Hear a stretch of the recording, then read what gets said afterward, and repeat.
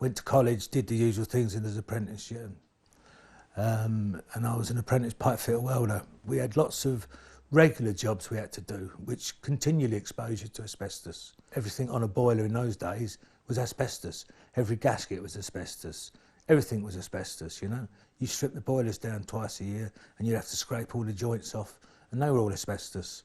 Other people were in the area when you're doing it as well, so it's just not you getting contaminated, everybody else around you is getting contaminated. And the company never supplied us with any protective equipment because it was, in those days, health and safety didn't mean anything.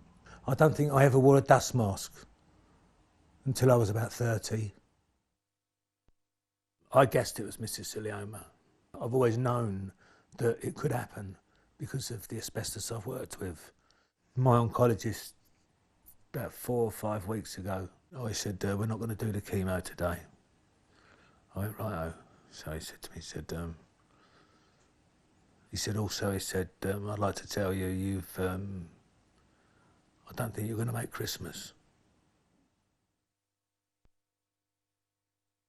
All I was trained to do was a job. I was never trained to do with anything with health and safety whatsoever. I'm not even sure the guys teaching me were aware of any risks. When I was an apprentice, I worked in this canteen. The pipe fitters were doing an awful lot of work in there. And I remember that the tea ladies used to make all the rolls in there. And there am I, banging away with hammer and chisel, knocking all this asbestos off, and all this dust, and all these women.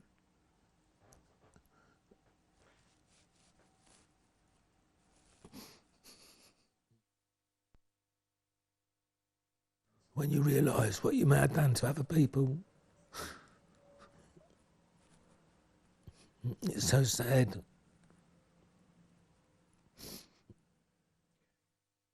You may be 17, you may be 18, but you're not immortal.